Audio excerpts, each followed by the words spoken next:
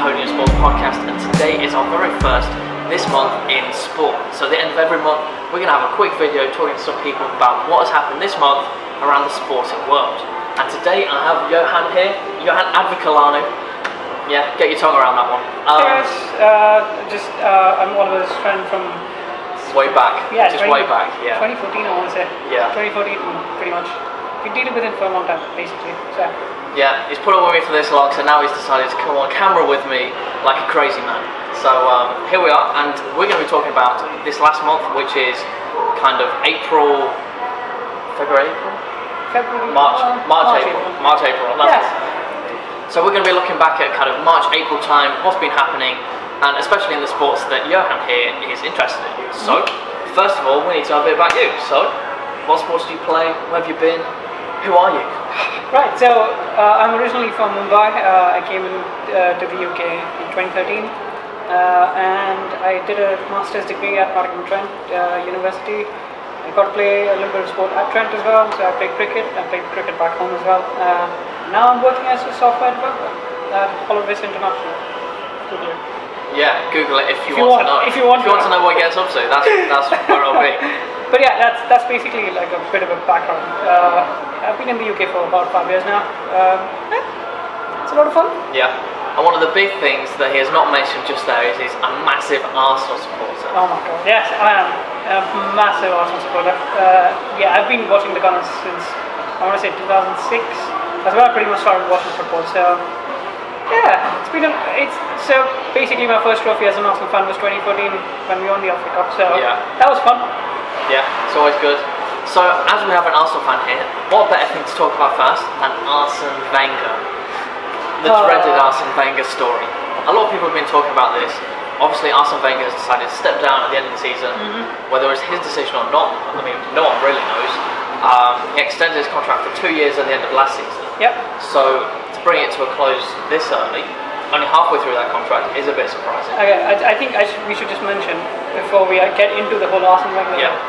I've always seen a Wenger in person, so I mean, if you're watching and you're like, oh my god, what is wrong with him? I've got my reasons. You can get into them, but yeah, I've always been Wenger in. I guess he's probably one of the people I look up to as an inspiration.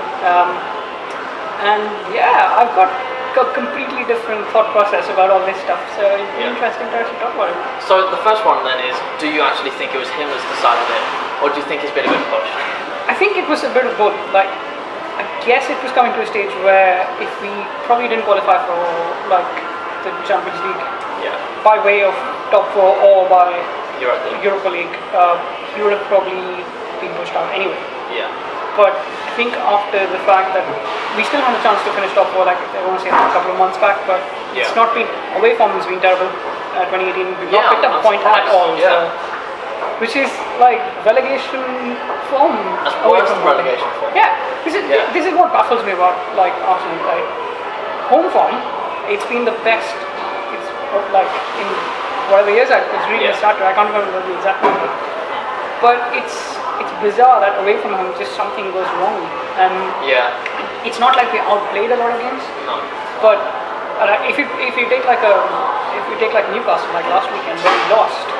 We were really good in the first half, and then second half, it just for the 10 minutes that we lost concentration, we conceded 2 goals, and then never got back into it. Yeah.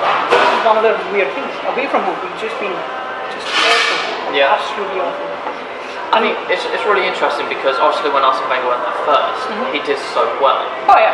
And always trying to live up to the expectation of kind of when you've been playing at your best, it's always going to be difficult. Yeah, absolutely. And especially with all the teams that are now competing with Arsenal, they've had the money over the last couple of years. They've been able to pick up those trophies and get that winning mentality that Arsenal just haven't been able to have over the past couple of years.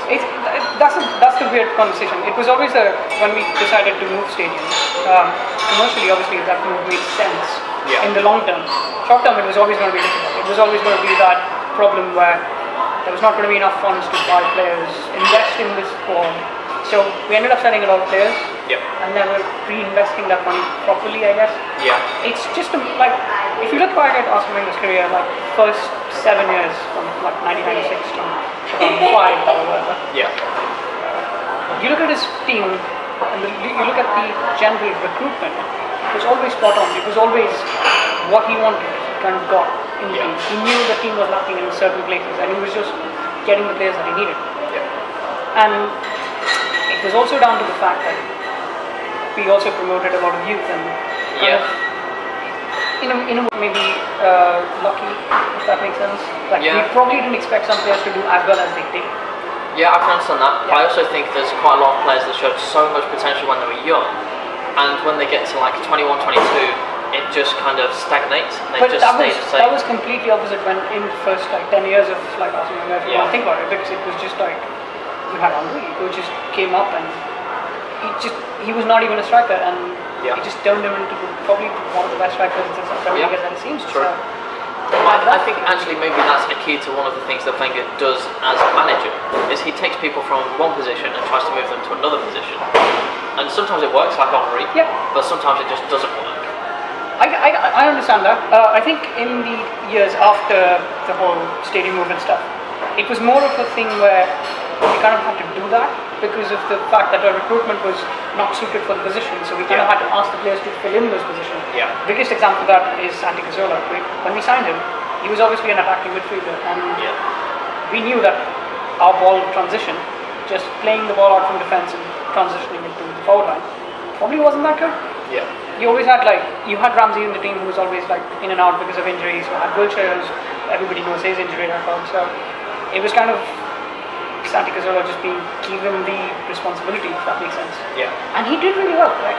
Honestly, from my perspective, he did really well. And then his Achilles issue kept popping up, and he's been out for so long, and it's such a sad story. Well, let's not get into that. But yeah, it's one of those things where when you don't have the funds to recruit the right players that you want, there's been so many cases, like rumours especially, when Arsenal have been close to signing players and they've just gone to other clubs because of the fact that maybe the money wasn't enough, or the player had already decided on another club. And it's always been a case of almost. That's probably the best description of the second part of Arsenal's career. But the consistency was obviously there for the first, from 2007 to 2014, 2015 for top four, consistent top four with the teams we've had, the defenses we've had. It's just an achievement to get that, honestly. I can see that point of view. It's just ridiculous that we keep finishing in top four, and I can get the fans' frustration being like, this is not good enough. It's not good enough for a club that win Premier League trophies, and club were always challenging for the trophy. I think the problem was we had stopped challenging for the title. You definitely over the past kind of 10 years you have. I mean, and the weird thing with that is we started winning the FA Cup. We won 3 in 4 years, which is a ridiculous record. But for the fans, it's just not good enough anymore. It's not enough, it's more the fact that yes, we know we can win things. But when will we win the title? That's kind of eluded us for so long. And I can understand the fans' frustration. I've never been a person who says, "Oh, you shouldn't be Wenger out." No, I completely understand that. What pisses me off and what kind of irks me is the fact that the way the fans portray their feelings. That's literally the only thing. If you look back, just take a step back and look at the 22 years that Arsenal's been at Arsenal Football Club. You look at Arsenal before that and just after it. There's kind of not even talking about trophies and success as a club. It's just there's an Arsenal way of playing football. And it's a contrast to what was given to Arsenal as a club, if that makes sense. The chant was 1-0 to the Arsenal. It was George Graham's really defensive, really solid teams that won the titles and did really well. But you kind of don't see that side of Arsenal anymore. You don't relate that to Arsenal. And that's probably a luxury that your club has had now, that you've transitioned from thinking your club is a 1-0 side like Atletico Madrid, and you now think you're a Barcelona. And that's crazy to be able to transition from one style of football to the other so much that you now identify yourself with the new style of football. That's kind of what the whole thing is, where you do not identify Arsenal as a defensive side anymore. No. I mean, I would not say we defend at all. No, sometimes. Not at all. Everyone just get forward. Just absolutely. If you get near it, just kick it off. And it's to change the perception of the club from they're decent to oh my god, they're a world-class outfit to yes, the club is known all across the world now. That's kind of how I know about Arsenal. I mean, I obviously know about football and the English Premier League becoming big in the mid-2000s in India. And Arsenal being this first team I sort of gravitated to because that's kind of what I picked up, and I love the football they play. Yeah. I mean, if I would have been, if this was when it was 1-0 to the Arsenal, I probably wouldn't have been gravitated to the club because of the way they play football. Yeah. It's just that's one of the other things that kind of it saddens me a bit that Arsenal's lost that from his repertoire, if that makes sense. Yeah. Even though when we weren't like doing really well, when we just moved to the Emirates, we didn't have the best funds and whatever, the football was always on point. It was always on point. You have always been known to be playing good football. Yes. The problem is not being able to grind out the results. Last few years, I've seen the football quality deteriorate. That's my problem. That's my drive with, like, we kind of need a change. I completely understand that. I'm with the same idea that, yes, we do need a change. Yeah. Because once, I don't have a problem with maybe losing out on titles. I know that's a very negative way of looking at things. I don't think it's necessarily a negative way. I think it's the reality of the situation of the Premier League right now. Is you're fighting against Man City, Chelsea, Tottenham, Man United, Liverpool. I think there's more teams than ever who challenge for the title. Definitely, 100%. Yeah, I remember like when I started watching football, it was always the traditional top four like Liverpool, Chelsea, United, and Arsenal. Yeah. Now you just have so many more teams. Yeah. And obviously that competition-wise, that's a good thing for the club and for generally the competition. Yeah. And the viewership to the competition as well. Right? Yeah. More people follow the Premier League now, so yes. Yeah, 100%. It's going to give you more money as well. At the end of the day, everyone can strengthen. Everyone can get more competitive. And that's been shown in Europe. Obviously, Man United going into the Europa League, winning that. Arsenal this year, possibly win the Europa League as well. I thought so. Got Liverpool also in the semi-finals of the Champions League. Yeah, the game we just watched. Yeah, just been watching that. And it was interesting because I said to you before it actually happened, as soon as you stop attacking Roma, they will score. Yeah. They took off Salah, and then a couple of minutes later, Roma scored. I was expecting, but before the game, I was expecting it to be a close game. And let's be honest, for the 75 minutes, it wasn't. Yeah. It was just one way. Liverpool could have been like tennis balls. Like, whatever. Like ridiculous. They were so good. They should have scored more goals. The minute they took Salah off, I think they stepped back a bit because they were 5-0 up, and I understand that because it's kind of like a human reaction. It's like, oh yeah, it's fine out, whatever. Yeah. But then there's two away goals that Roma scored. I don't know, it makes the competition. It's really interesting in Roma now. Yeah. Like, I don't know, can Liverpool subside the Roman teams like consistent that? And you know how like we saw in the last round Barcelona just crumble. Yeah. Like to lose from a 4-1 like advantage. Yeah. Lose 3-0 at Roma and go out from Barcelona and do that. And it's something we're seeing a lot more now is teams coming back from such big deficits. Yeah. Because when you play someone and you've already lost to that extent, you kind of have nothing to lose. Yeah, you pretty much throw caution to the wind and you just go for it. And it's bizarre, like a club like Barcelona, who like, let's be honest, in the La Liga, it's a one-sided contest to this year, like it's completely one-sided. Yeah, 100%. You think about it. Like, maximum there's 3 teams in it. They've not lost a game, I think.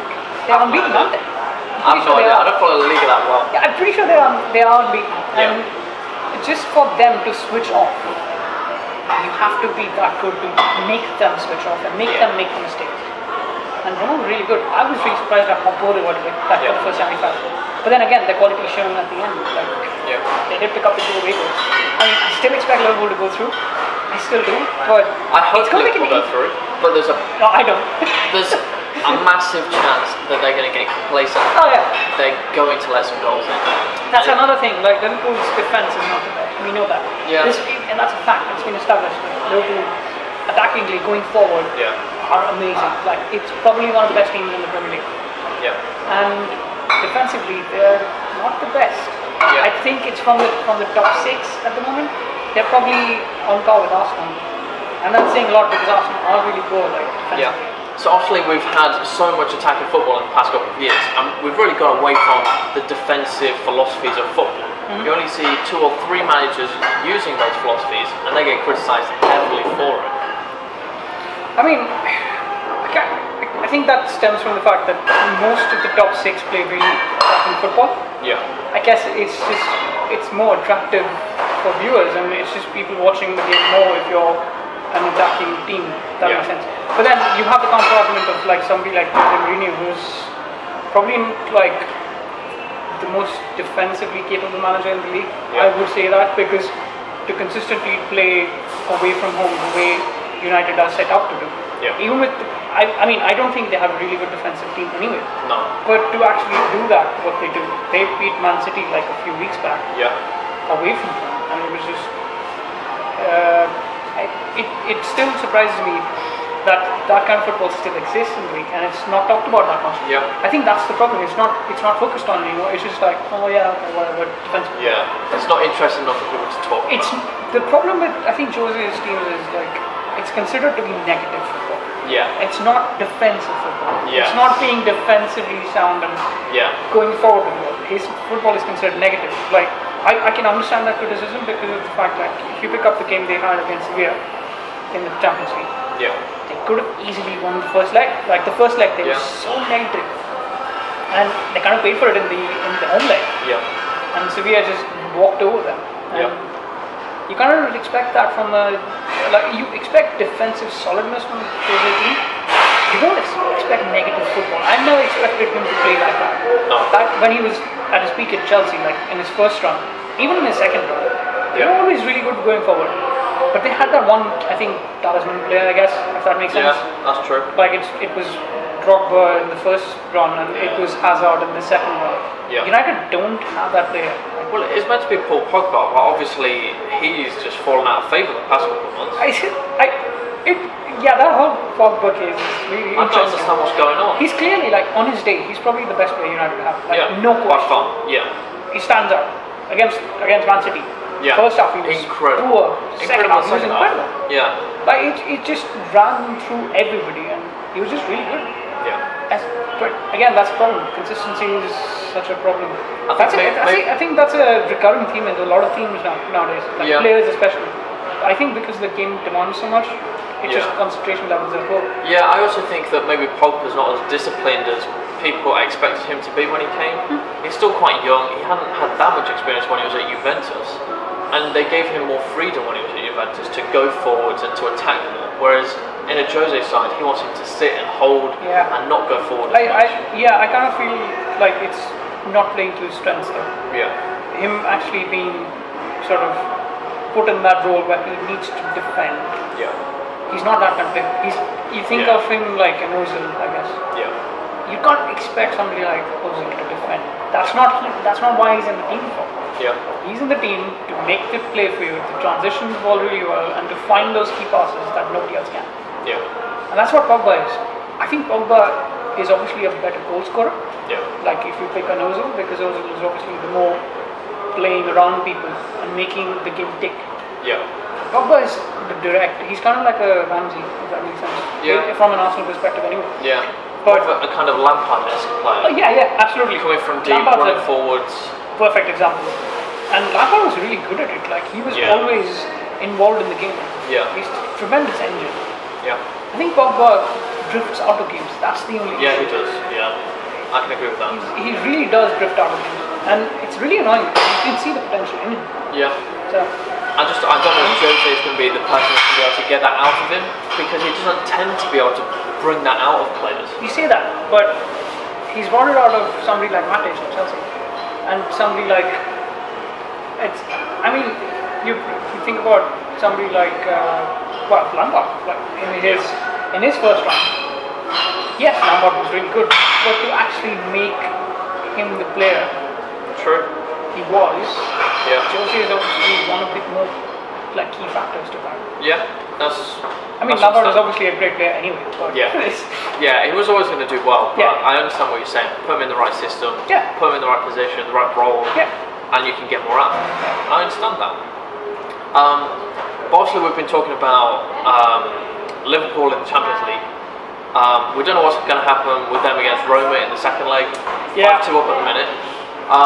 But obviously Mo Salah's already been voted the PFA Player of the Year. I mean, and rightly so. Well, I'm not sure about that, because I would say Kevin De Bruyne has been more consistent throughout the entire year. Mo Salah's probably been at a higher peak than De Bruyne was. I understand that. Yeah, I do agree with that point. But the way Salah's been playing, he's unplayable at the moment. Yeah. Like even today we saw, he's literally unplayable at the moment. And I guess actually that point of him maybe not being as good at the start of the season and now being incredible is actually playing to his favour because no one expected it. Obviously. And if you expect someone to be amazing when they are playing amazing, it's like, okay, yeah, great. I think what Salah's done really well is stepped his game up after Christmas. Yeah. Where Man City have sort of, obviously they were still really good, but it seemed like they had already won the title by then, so there was a lull and everybody was like, yeah, they're going to win anyway. So it was that weird sort of thing where people had already, it was a foregone conclusion he was going to win. So I think that's where Salah is actually taking the opportunity and he's just like, I'm going to pick this team up. And right now, if you take him out of the Liverpool team, are they that good a team? I would argue no. They don't have the threat, the same level of threat at all. The person to chase things down, the person to really be effective in the final third. You have Firmino, obviously he was great, and when Coutinho was there, I think is kind of the example that you use, because when he was there, you still have Mane, you still have Firmino, but you didn't have Salah there. And obviously Salah's introduction to the team now has kind of taken them to that next level. And even though everyone says Coutinho is a great player, okay, yeah, he's a good player, but they didn't manage to do it when he was in the team. Now without him and with Salah, they are. I think it was also like that, to that point, like Coutinho and Salah. Like, if you compare them, I think it's a really simple difference between the two. It's that Salah will chase like lost causes and he gives everything into the team. Coutinho also drifts out of games a lot.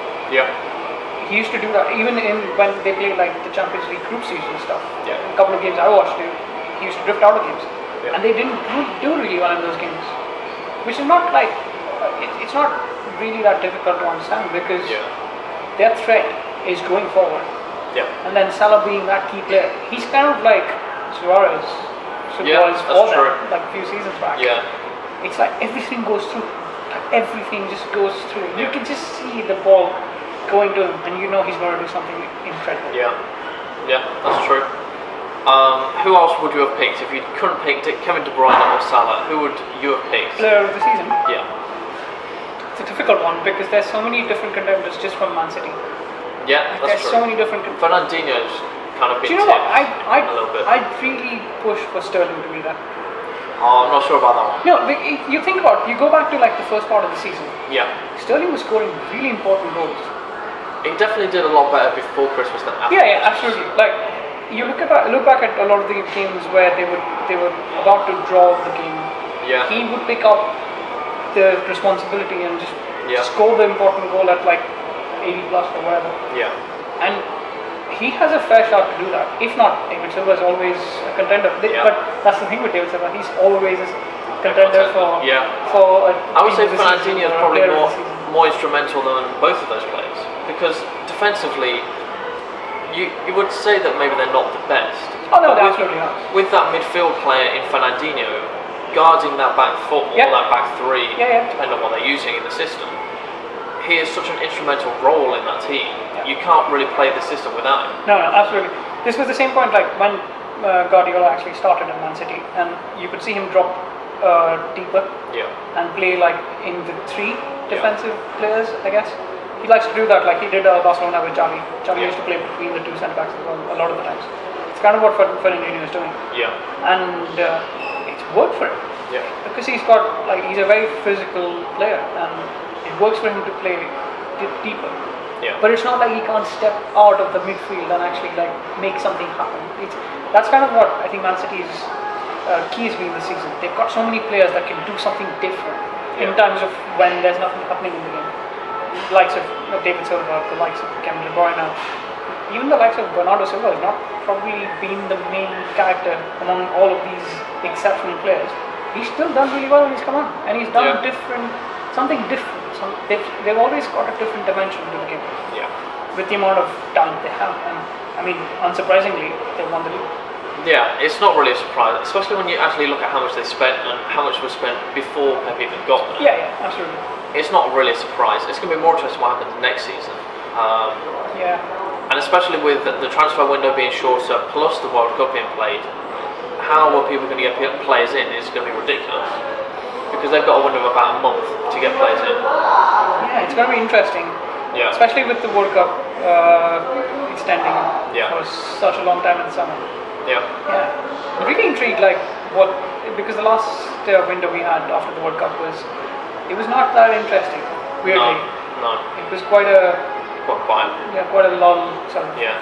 I think, as far as I can remember anyway. I think a lot of teams now definitely are not going to be picking players that do well in the World Cup to come to their team, because so many kind of teams have done that now. They see a player do well in a World Cup, they're like, oh, we'll get them for our team, buy them, and then they're terrible. Yeah, the first person I can think of when you say that is James Rodriguez. Yes. Like the first person I can think of is that, and I'm like, okay, yeah, fair enough. Yeah. But it's happened over and over again. Like, if you look back at people, it's quite ridiculous. It's kind of like short-sighted planning. Yes. In a lot of times, it's just like one player doing well in his team. Yeah. Oh my God, he's the best player. Is he? Yeah. I don't know. True. What else have we got? Sané, young player of the year. So obviously we've talked about the actual player of the year, but what about the young player of the year? Now remarkably, Leroy Sané, well I say remarkably, not really remarkably, he's been playing really well this year. Leroy Sané won that. More remarkably is that Harry Kane still is applicable for the young player of the year. It wasn't Sterling applicable as well? Yeah, for some I'm pretty reason. sure. Yeah. How do you define a young player? You have to be 23 or younger at the start of the season. Oh, that's what it is. Yeah. It's stupid. It is stupid. It should be younger. It's absolutely stupid. When you have the whole PL youth thing, which is under 23. Yeah. If you're over the age of 23, you should not apply. Yeah. It's not at the start of the season or whatever. Doesn't matter. Yep. You cannot have somebody like Raheem Sterling or Kane be a youth player. It doesn't work. Yeah. No, you need to transition, and your transition should be like 21, 22. Yeah. Max. Absolutely. It can't be more than that. Yeah. And I mean, Sané was my pick to be youth player of the season anyway, because Sané's been incredible. Yeah, but would you say he's been more incredible than Kane? Arguably no, because Kane's over 20 goals for the season. I'd obviously Kane's the talisman player for Spurs. Yeah. Yes, you would say Kane's been better. Yeah. I would agree with that. I mean, this is a personal topic anyway. Very touchy. Yeah. Yeah. Whatever. It's fine. Yeah. The Arsenal blood runs thick in you. God damn. Yeah. I mean, I would say Sané definitely deserves it. There's no question about it. I would say he definitely deserves it. I mean, I wouldn't say that he's not deserving of the award. It's just there are kind of other people that also deserve it. Just where they deserve it more than him. Yeah. I mean, I would agree on certain counts. Yeah. But if you see consistent performances, right? Sané's always been. He's been like the Sterling, like we just discussed. Yeah. He's always been there in the important moments, doing something different. And I guess as well, you can always say, kind of for the Man City team, there are so many players in that team that are so good. Yeah. And he is still top of the pecking order for Pep to go into that team, and that says a lot. Just being ticked in that team is incredible. Yeah, somebody like Bernardo Silva doesn't make the team. That should tell you that Sané always goes above him. I know they're not the same position, but in the pecking order, just in general, Sané's always probably one of the first names on the team. Yeah. I'm not surprised by it. Well, it's been picked ahead of Aguero. Aguero is incredible. So that kind of says a lot. It does say a lot. Yeah. And Aguero missing it again, but he's been put into the PFA Team of the Year. Finally. For the first year ever. That just blows my mind. How? He's been 5 years now? Yeah, 5, 6 years. Yeah. He's been here. And it just baffles me. He's never made the. It's ridiculous. The amount of incredible goals he scored and the consistency. And just the amount of goals he scored. Oh yeah. It's ridiculous. Fair enough. I think any team would take Aguero. Any team. Absolutely. Including Real Madrid, Barcelona. He's just that guy who he's just fox in the box is probably the best description. Ball reaches him, he's gonna finish. Simple as that. When he's in the box with the ball at his feet, you just have a feeling that he's gonna score. Just the way it is. Yeah. And it's kind of similar with Kane now when he's near the box or in the box. Yeah, okay, you don't like Kane, but when he's around the box, you always feel like he's going to make something happen. I agree. It's always at the back of my mind. He's going to do something incredible. Yeah. I think that's I think England at the World Cup is going to say so much according to what Kane does. Yeah. If they want to be part of the conversation in the last 16 Yeah. or something, Kane has to step up. Yeah. It has to be Kane who has to do Agreed. it. But then again, for the young player of the year, Marcus Rashford. Marcus Rashford's an incredible I player. know, but you cannot have Rashford anywhere near that because he's not played nearly enough games. Okay, He's just agreed. not played enough games. I agree to with do that. anything. I agree with that in the sense that he needs to have played more to get this award. Yeah. But on talent and Oh, yeah, the absolutely. impact of his performances. That's never been the question. You just look at his performance last season. Yeah.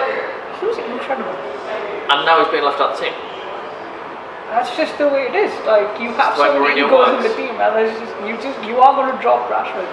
He's never going to be the first person to pick. It's always going to be like that. If you're at a club like Manchester United, and you have somebody like Alexis Sanchez ahead of you, you're not going to be picked above him. Like that is just the end of story. That's just the way it is.